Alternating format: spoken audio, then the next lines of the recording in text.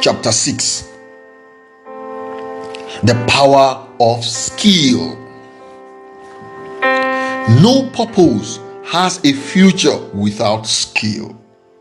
Many of us have discovered our purpose, but we are not equipped to deliver it. No matter how great your calling, no matter how genuine your pursuit, your purpose will never be accomplished without skill. To every trade, there is a required skill. The quality of your skill is what determines the quality of your output. Unfortunately, skill is one of the most neglected aspects of Christian teachings today. This has pushed so many backward, and many are constantly looking around for a devil to blame for their failure, instead of looking inward to find out where they are lacking in experience. A person that is not skilled in his job, no matter how hard he prays, cannot expect to enjoy promotion. Only experts excel, and expertise is a product of training and personal development. Skill is not a function of the papers you carry. It is a function of the tactics you employ, the strategies you engage in handling your assignment. Mere certificate holds little or no value in the market today. It is what you can do that sells. Knowledge is not marketable. It is skill that will market. A bachelor's degree in computer science does not give you a job. It is your expertise on the system that does. Oprah Winfrey said, "Excellence is the greatest deterrent against racism and sexism. Man or woman, black or white, just have the quality and people will be there to buy your product. Have what they need and they will be there running after you." Training, whether formal or informal, is a device through which skill is acquired. If what you are using is tricks, you may soon be trapped. But if you are engaging skills, you will remain in command. No matter where you are, skill will announce you. This was how David, the shepherd boy, got to the palace. Later on, a crop of bastard and beaten people gathered themselves unto David, and he became a captain over them. Later on, when God began to list the mighty men of valor around David, the same worthless people had become the mighty men of David.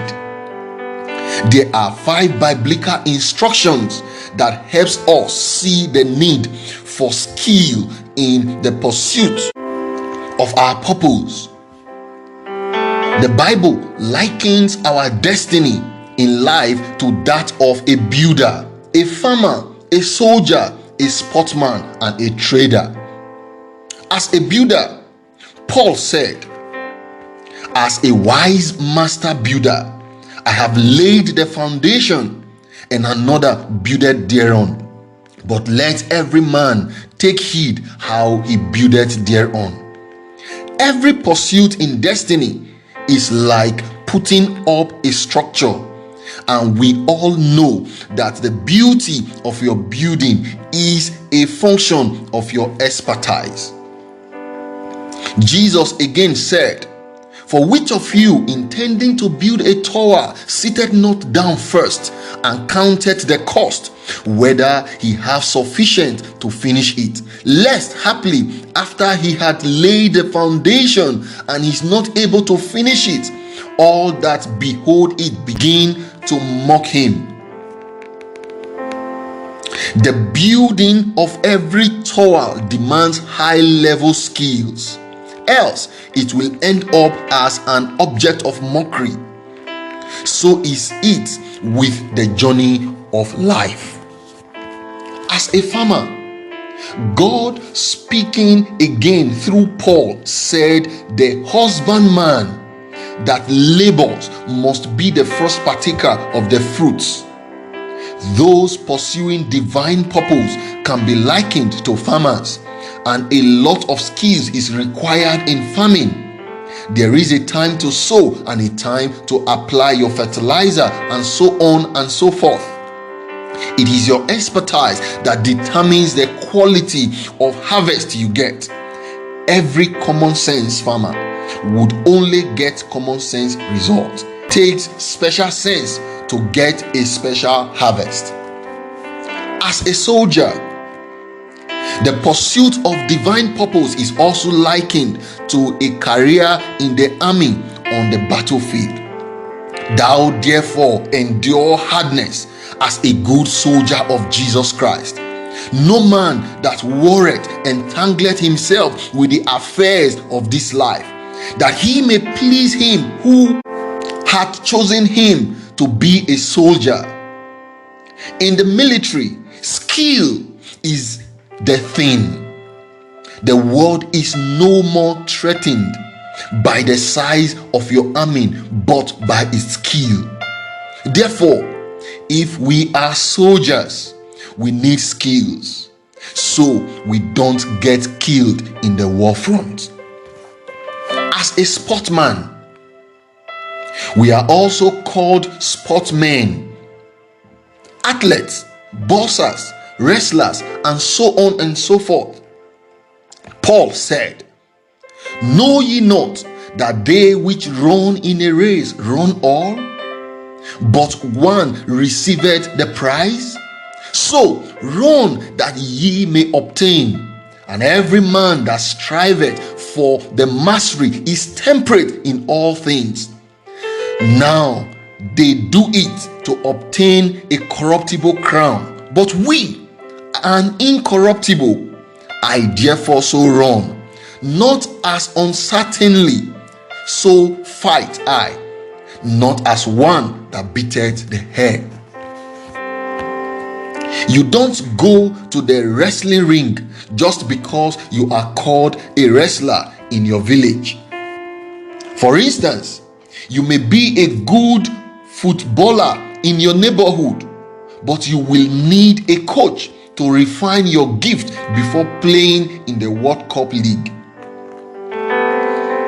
Every professional sportsman has a coach who is heavily paid to enhance his training for expertise in his chosen sport. As a trader, finally, people pursuing purpose are also likened to traders multiplying their capital for profit. Matthew chapter 25 verse 14 to 16 says, For the kingdom of heaven is as a man traveling into a far country, who called his own servants and delivered unto them his goods. And unto one he gave 5 talents, to another 2, and to another 1, to every man according to his several ability. And straightway took his journey.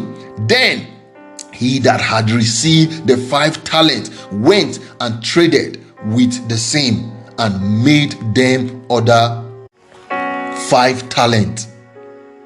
If we are traders, then we don't only look for capital, but must first of all acquire the necessary skill for the trade we want to get into. Otherwise, the capital will be gone in no time. Money without financial literacy, someone says, is money soon gone. So, it is not just capital you need to become a successful trader. You also need necessary skills in the specific area of trade you intend going into. Skills have to be consciously acquired, either formally or informally. When you leave your life to chance, you don't have a chance. When you start praying, oh God, bless the business, God says to you, oh boy, Do you have the necessary skills? Time spent in acquiring skill is not time wasted. It is time profitably invested. Nothing happens by chance. You cannot accomplish your purpose without first engaging in the travail of training. Jesus called the 12 disciples and they were under his tutelage for 3.5 years. Discipleship implies apprenticeship. He was training them to take over. Their calling was not enough. They were also supernaturally equipped through the channel of training. When Jairus' daughter died, Jesus took Peter, James, and John inside to watch him raise her from the dead. Peter did exactly what he had seen Jesus do in Acts chapter 9 when Dorcas died and she was brought back to life. Don't make noise, make moves. Everyone needs training to enhance his worth in his field. It is not a function of strength, as many mighty men don't make a mark.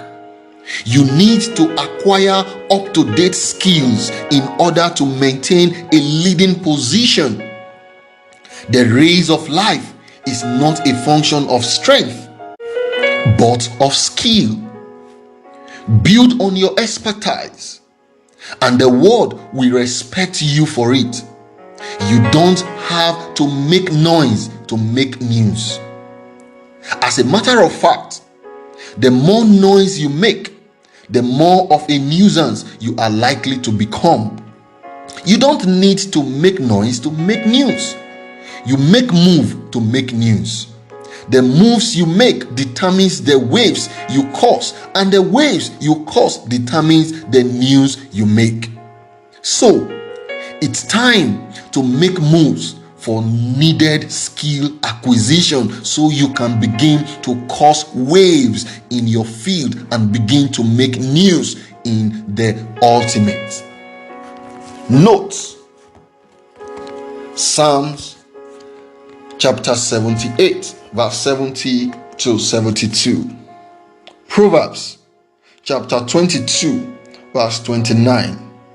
1 Samuel chapter 16 verse 16 to 22. 1 Samuel chapter 22 verse 1 to 2. 2 Samuel chapter 23 verse 8. 1 Corinthians chapter 3 verse 10. Luke chapter 18 verse 28 to 29. 2 Timothy chapter 2 verse 6. 2 Timothy chapter 2 verse 3 to 4. 1 Corinthians chapter 9 verse 24 to 26. Ponder point. You cannot be committed and not be creative. You cannot be creative and not be productive. And you cannot be productive and not be successful. And you cannot be outstandingly successful and not be impactful. Dr. David Oyedepo.